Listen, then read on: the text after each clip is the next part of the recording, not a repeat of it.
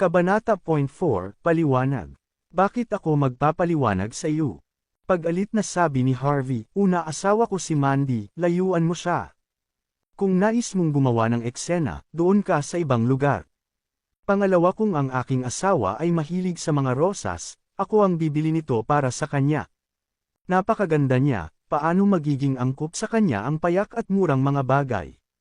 Tuldok. Ako mismo ang magpapadala sa kanya ng mga rosas mula sa Prague ngayong gabi. Tuldok, putang ina, nasa tamang pag-iisip ka pa ba, o sadyang tanga ka? Ang isang rosas mula sa Prague ay higit $1,000. Narinig ko na humihiling ka ng isang scooter kay Senior Zimmer kahapon, isa ka lang namang walang kwentang tao. Kahit ibenta mo ang iyong bato, hindi mo rin kayang bumili ng mga iyon.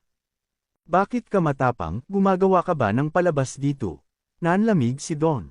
Mayroon siyang marangyang katayuan sa York Enterprise, paano nagagawa ng isang manugang na katulad niya ang kausapin ako ng ganito?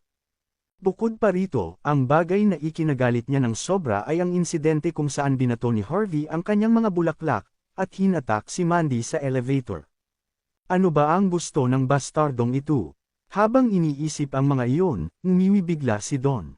Para bang sigurado siya sa sarili niya, Mandy, hindi ka ba nangangailangan ng $5 milyon para sa pondo ng iyong kumpanya?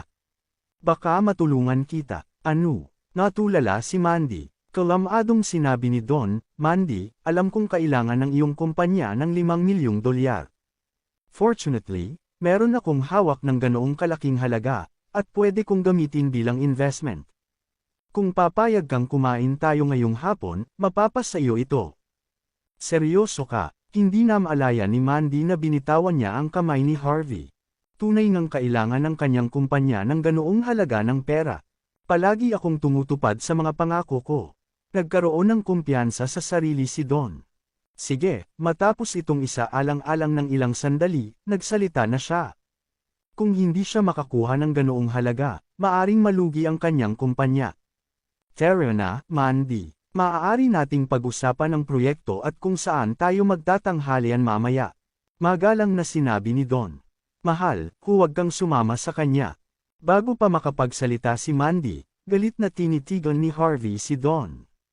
Lalong lumala ang ekspresyon ng mukha niya, Don, binabalaan kita, lumayo ka sa asawa ko. Umisi si Don, paano makapagpapasya ang isang walang kwentang manugang tungkol dito? Bakit? Natatakot ka na baka lokohin ka niya?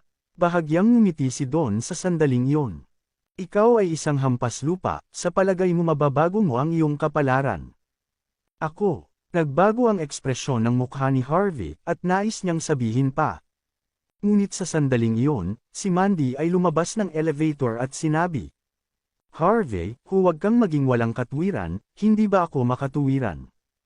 Natigilan si Harvey, alam mo ba kung gaano kahalaga sa akin ang investment na ito? Tumingin si Mandy kay Harvey na may mukhang malungkot, kung may mas kakayahan siya, hindi ako magiging ganito. Bumantong hininga siya at sinundan si Don palabas ng lobby ng kumpanya. Pagkatapos sumakay siya ng BMW. Mahal, agad na sinundan ni Harvey si Mandy noong makita niyang sumakay ito sa sasakyan ni Don. Mahal, huwag kang sumama sa kanya. Nasa akin na yung pera, bibigyan kita ng $5 million. Ang sigaw ni Harvey, Harvey, bakit hindi ka nalang maghanap ng trabaho? Huwag ka nang mangarap dyan, bumantong hininga si Mandy. Pero, may binabalak na namang sasabihin si Harvey. Lumapit sa kanya si Don, tinapik niya ang balikat ni Harvey, at mahinahong sinabi, anong problema mo? Naghahanap ka ba ng trabaho kahit na wala ka namang kwenta? Gusto mo bang bigyan kita ng trabaho? Maswerte ka at nangangailangan ng janitor ang kumpanya ko. Gusto mo bang subukan? Nasa $200 ang sasahuran mo kada buwan.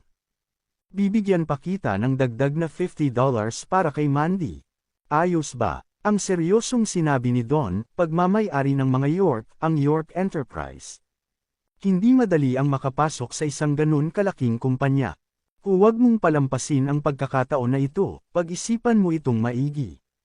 Tinabig ni Harvey ang kamay ni Don at sinabing, hindi ko kailangan yan. Oh, napakawalang utang na loob. Umiling si Don at hindi na nagpaabala pa kay Harvey. Binuksan ni Don ang pinto ng kanyang BMW at agad na sumakay sa sasakyan. Mahal, huwag kang sumama sa kanya, matutulungan kita sa $5 million na kailangan mo. Hindi sumuko si Harvey, tumingin siya kay Mandy sa pag-asang mababago pa ang isip niya. Subalit, hindi pinakinggan ni Mandy ang pakiusap ni Harvey. Huwag ka nang sumigaw Harvey, huwag ka nang mangarap lalo na't napakahirap mo. Tuldok. Paano mo matutulungan si Mandy? May $5 million ka ba? Kilala mo ba ang CEO ng York Enterprise?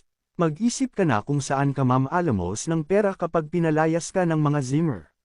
Tumawa ng malakas si Don, ibinaba ni Don ang bintana ng kanyang sasakyan at nang iinsultong ngumisi kay Harvey, sumigaw si Harvey, Don. Huwag kang magmayabang dahil lamang sa mayaman ka. Excuse me, masayang maging mayaman, madali kong mapapasama ang asawa mo dahil kaya ko. Kung gusto kong sumakay siya sa sasakyan ko, wala siyang magagawa kundi sundin ako. Kapag sinabi kong hiwalayan ka niya, hihiwalayan ka niya agad.